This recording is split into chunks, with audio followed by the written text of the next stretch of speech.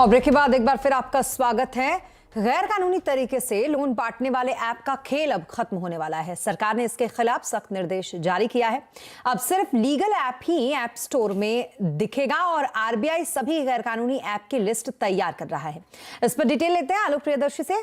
आलोक, बताएं क्या कुछ अपडेट है इस पर।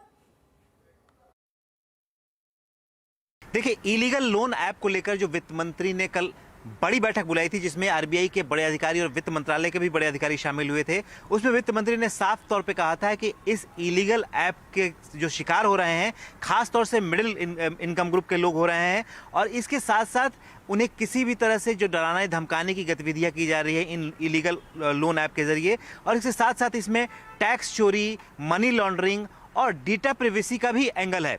तो इसलिए आरबीआई को सख्त निर्देश दिया गया है वित्त मंत्रालय की तरफ से कि वो कई सारे एक्शन लें, और साथ ही साथ कई मंत्रालयों को बोला गया है। इसमें जो आरबीआई को सबसे पहले बोला गया है निर्देश जारी करके, उसमें कहा गया है कि जो लोन ऐप्स हैं जो डिजिटल लैंडिंग करते हैं, उनकी एक वाइट लिस्ट तैयार की जाए और वही वाइट लिस्ट आईटी मिनिस्ट्री को शेयर किया जाए कि यही सारे ऐप जो होंगे वो ऐप स्टोर पर मौजूद रहेंगे, बाकी और सभी जो इलीगल ऐप हैं उनको ऐप स्टोर से हटा दिया जाएगा। यानी कि कोई भी आदमी ऐप स्टोर से इलीगल ऐप को डाउनलोड नहीं कर सकेगा। इसके अलावा आईटी मिनिस्ट्री को कहा गया है कि इसमें जो ऐप स्टोर को और स्क्रीनिंग करें कि कोई भी गलत तरीके का ऐप उसमें ऐप स्टोर पर डाल ना सके। इसके अलावा आरबीआई को मनी लॉन्ड्रिंग के एंगल से भी इसमें जांच करने के लिए कहा गया है, और साथ ही कहा गया कि जो एनबीएफसीज जो वनरेबल हैं, जिनका इस्तेमाल हो सकता है मनी लॉन्ड्रिंग के लिए, जो भी अकाउंट्स हैं, उन अकाउंट्स पर नज़र रखें, निगरानी रखें और उस पर समय समय पर एक्शन भी करें।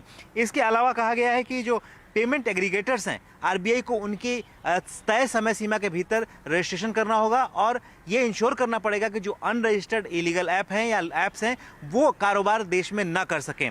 इसके अलावा मिनिस्ट्री ऑफ कॉर्पोरेट अफेयर्स को कहा गया है कि जो शेल कंपनियों के जरिए इस तरह के इलीगल ऐप देश में काम कर रहे हैं, उन तमाम शेल कंपनियों को सरकार जो है एमसीए है वो डी रजिस्टर करे, और साथ ही साथ बाकी मंत्रालय भी इसको लेकर काफ़ी सतर्कता बरतें कि इस तरह के जो इलीगल लोन ऐप हैं वो देश में कामकाज ना कर सकें। जी, बहुत शुक्रिया आलोक तमाम डिटेल्स के लिए आपका। और अयान मुखर्जी का ड्रीम प्रोजेक्ट और रणबीर कपूर आलिया भट्ट स्टारर ब्रह्मास्त्र आखिरकार बड़े पर्दे पर रिलीज हो गई।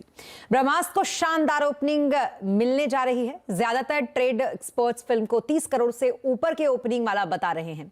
इसकी वजह है फिल्म की दमदार एडवांस बुकिंग। फिल्म ने सिर्फ एडवांस बुकिंग से करोड़ों कमा लिए हैं। ब्रह्मास्त्र के हिंदी वर्जन ने ओपनिंग वीकेंड के लिए अब तक 22 करोड़ रुपए की बुकिंग कर ली है। और देश भर में इस वक्त विपक्षी एकता की चर्चा है। विपक्षी नेताओं से मुलाकात का दौर भी चल रहा है। ममता बनर्जी कह रही है कि 2024 में खेला होबे। आज आवाज अड्डा में इसी पर करेंगे बड़ी चर्चा शाम 7:57 पर।